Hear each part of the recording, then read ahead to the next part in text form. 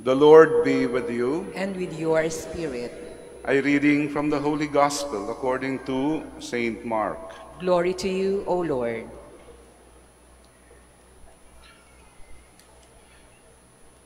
People were bringing children to Jesus that he might touch them. But the disciples rebuked them. When Jesus saw this, he became indignant and said to them, "Let the children come to me. Do not prevent them, for the kingdom of God belongs to such as these. Amen, I say to you, whoever does not accept the kingdom of God like a child will not enter it." Then he embraced the children and blessed them, placing his hands on them. Sisters and brothers, the Gospel of the Lord. Praise to you, Lord Jesus Christ. Please be seated. Maligayang pagdating po dito sa Minor Basilica ng Our Lady of the Rosary of Manaoag. Ipinagdiriwang natin ngayon sa araw na ito ang kapistahan ng Santo Niño. Piyesta ng Santo Niño itong ikatlong linggo sa buwan ng Enero. Ang Santo Niño ay siyang simbolo sa umpisa ng Kristyanismo dito sa Pilipinas. Mahigit 500 years na ang nakalipas. Ang debosyon sa Santo Niño ay kalakip sa kasaysayan ng ating bansa. Noong dumating sa ating mga kapuluan si Magellan at mga kasama noong March 16, 1521. Isa sa kanilang mga daladala na mga imahen ay ang Santo Niño na ipinagkaloob kay Hara Humamay, ang may bahay ni Raha Humabon, bilang regalo noong sila at ang kanyang buong tribo ay nagpabinyag bilang mga Kristiyano. At taon-taon, ipinagdiriwang ang Sinulog Festival doon po sa Cebu. Itinatanghal ito taon-taon bilang parangal sa Santo Niño. Mga kapatid, ano ang pagninilayan natin ngayon sa araw na ito? Anya dagiti masapon mayat nga pagpampanunutan tayo, itatanga aldaw nga ag-celebrar tayo iti piyesta ni Santo Niño. Mga kapatid, may dalawang bagay tayong pagninilayan. Ang una ay ang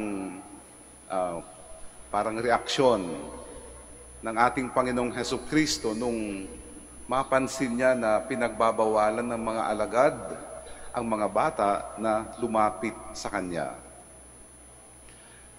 Ano-ano ang mga maaari nating isipin, pagnilayan dito sa mga sinabi at ginawa ng ating Panginoong Hesukristo sa mga bata. At ang pangalawa, pagninilayan din natin ang mga katangian ng mga bata. Mga katangian ng mga bata na hindi dapat mawala sa atin na mga matatanda upang tayo ay makapasok sa kaharian ng Diyos. Dahil sabi ng ating Panginoong Hesukristo, ang kaharian ng Diyos ay para sa kanila, para sa mga bata. So mga kapatid,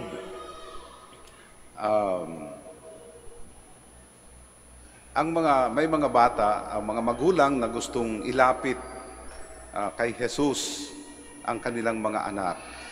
At marahil sa pag-aakala ng mga alagad na si Jesus ay para bang meron pang mas mga mahahalagang gawain at kakausapin na mga matatanda o di kaya may edad na, baliwala ang mga bata.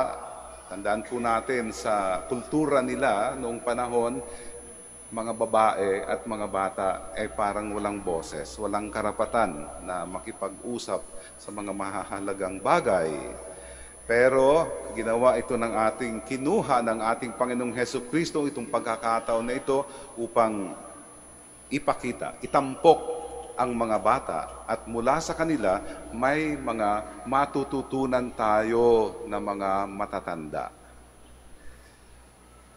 He became indignant when he noticed that the disciples were preventing the children from approaching him. Sa Ilocano, nakaunget ni Jesus, hindi makita na nga pinagbabawalan da, dagiti ubing nga masideg ken kuana. Ano ang kanyang sinabi? Let them come to me. Do not prevent them. So, itong reaksyon ng ating Panginoong Hesukristo sa ginawa ng mga alagad, nagalit si Jesus. Nakaunget. Ngayon, sa ating sitwasyon, mga magulang, isa sa mga dapat ninyong gawin ay ilapit ang inyong mga anak sa Diyos. Huwag nyo silang ilayo. Huwag nyo silang pagbawalan na lumapit sa Diyos. Dahil kapag ginawa ninyo yan, magagalit ang Diyos. Makaunget ti Diyos, ni Apo Diyos, no iyadayuyo dagiti anak yo kadagit iti Diyos. Yeah.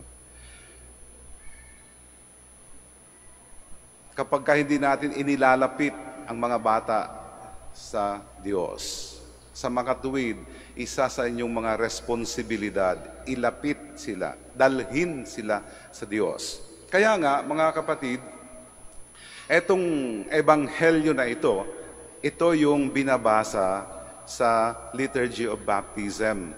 Kapag may binibinyag ang bata, ito yung ebanghelyo na binabasa. Sinasabi in particular ng ating Panginoong Hesukristo, do not prevent them from approaching me. Bring them to me. Ilapit ninyo sila sa akin. Kaya may sense, mga kapatid, yung ginagawa natin na pinabibinyagan ang mga bata, mga bagong silang, mga bata, no? Para mabendisyonan ng ating Panginoong Diyos. Sa ibang mga Christian denominations, ang pagpapabinyag sa mga bata ay ginagawa kapag sabi, meron ng sariling o pwede na magdesisyon yung bata, yung tao, para sa kanyang sarili. No? Siguro, maganda yun, pero tayo na mga Katoliko, ito yung isa sa mga pinagbabasehan natin. Ilapit natin ang mga bata kay Jesus sa Diyos. Ito ang gusto ng Diyos. So, sa mga magulang na pinagbabawalan ang kanilang mga anak na lumapit sa Diyos, mag-ingat po kayo. Magagalit ang Diyos sa inyo. Dapat ang mga bata, mga magulang, turuan ninyo sila na lumapit.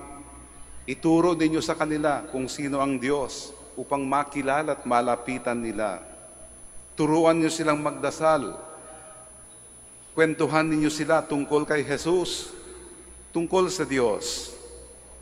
At etong paglapit, daytoy panangyasidegyo, kadagiti ubing iti Diyos, ket saan lang nga dayjay ubbaan nyo, ipanyo isuda kan kuana, hindi lamang yung ilapit ninyo sa Diyos o dalhin sa simbahan, pabinyagan ang inyong mga anak, meron pang mas malalim na ibig sabihin o dapat ninyong gawin. Ano yun? Yun nga, turuan, disiplinahin ninyo ang mga bata. Turuan at disiplinahin sila habang sila ay mga bata. Kasi ayon sa Kawikaan, Proverbs chapter 22, verse 6, train up a child in the way he should go. Even when he is old, he will not depart from it.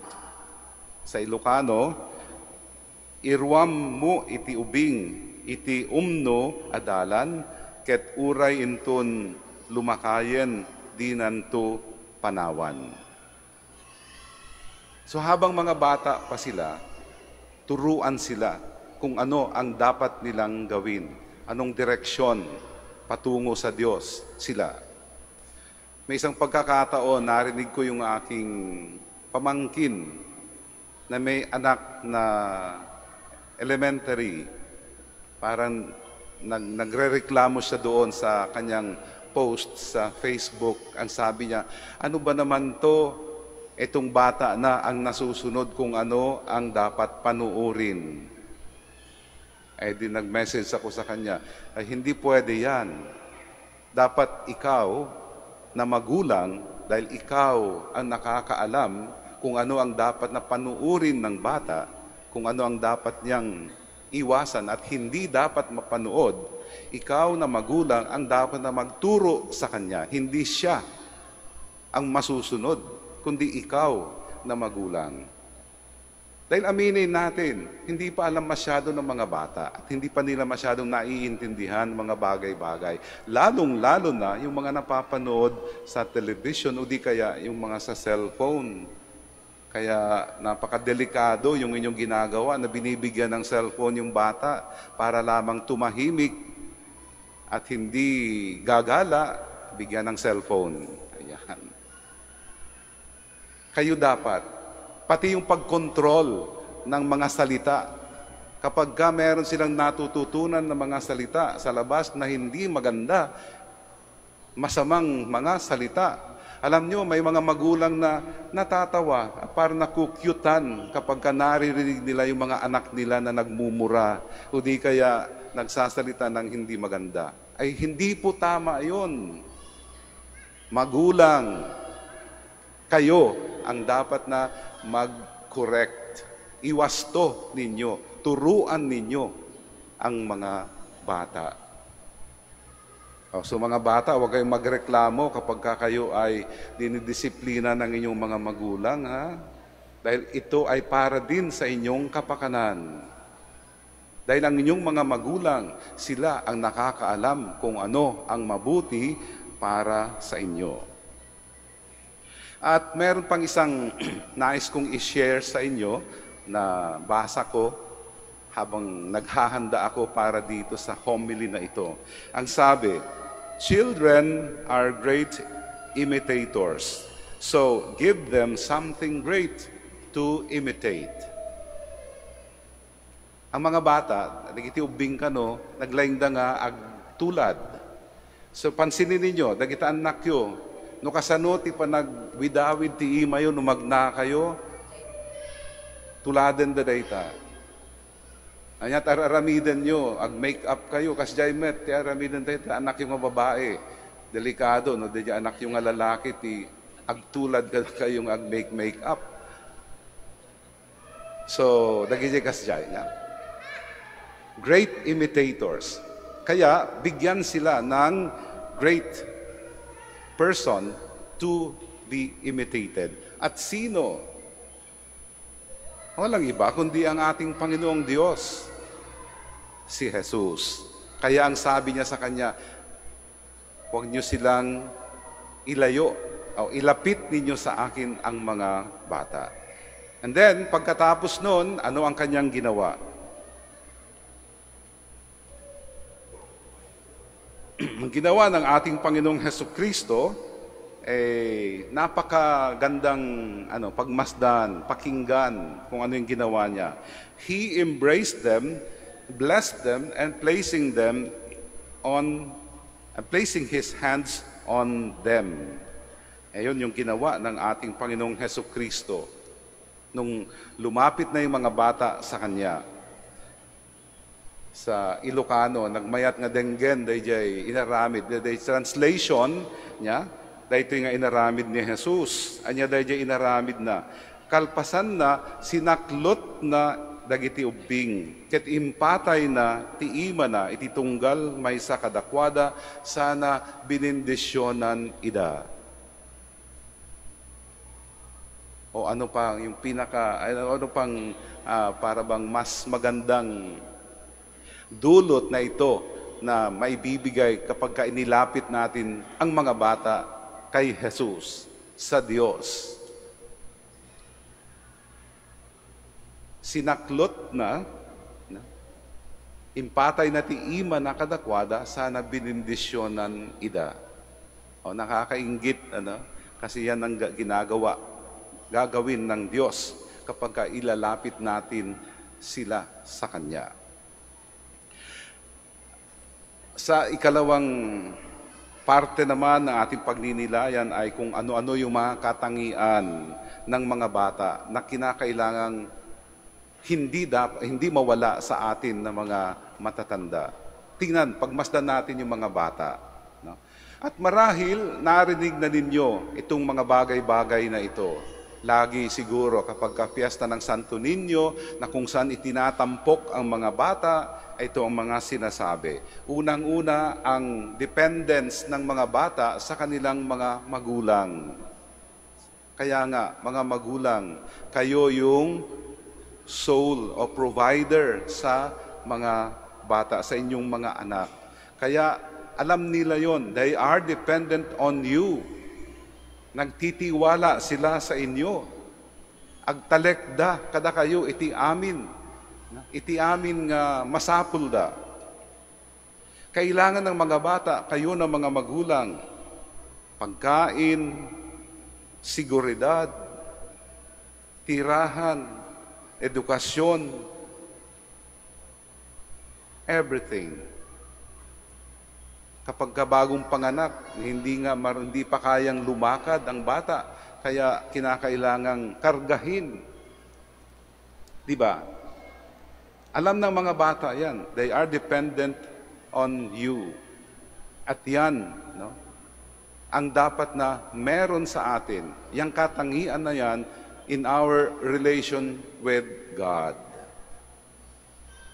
Dapat makilala natin, malaman natin that without God, we are nothing.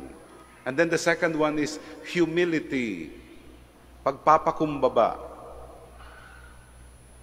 Kung alam ng bata na dependent siya sa kanyang mga magulang, ay magpapakumbaba yun. Hindi siya maaaring para bang magmayabang na kaya kong mabuhay na wala kayo. Diba? Hindi pwedeng sabihin ng bata yun. Dahil alam niya, kayo ang nagkakaloob, nagbibigay sa kanya ng lahat ng kanyang pangangailangan. Gayon din sa ating relasyon sa Diyos. Dapat tayo ay marunong magpakumbaba. Kahit na meron tayong mga kakayahan, kahit na meron tayong posisyon na mataas sa lipunan o kung saan man, dapat makilala pa rin natin o marunong pa rin tayong magpakumbaba sa harapan ng Diyos. And then, yung pangatlo ay ang pagiging masunurin, obedience to God. Panagtulnog, wenno panagtudyo, iti panagayat ti Diyos kada tayo. Magkakasunod yun. Dahil alam natin, we are dependent on God, tayo'y marunong magpakumbaba at marunong sumunod sa kanyang mga kagustuhan para sa atin. Dahil alam o dapat nating malaman na ang plano, ang gusto ng Diyos ay yung para sa ating kabutihan. So mga kapatid, sa pagpapatuloy ng ating pagdiriwang ng banal na misa sa kapistahan ng Santo Niño, ito po yung mga pagpapatuloy nating pagninilayan, hindi lamang sa araw na ito, kundi sa bawat yugto, lalong-lalo na sa may mga anak, may mga bata na nakasama sa bahay. Huwag po ninyong kalilimutan ang inyong responsibilidad. Ilapit ninyo ang mga bata sa Diyos. And then on our part, huwag po nating hayaan na mawala itong mga katangian ng mga bata on our dependence on God, humility, and obedience to God.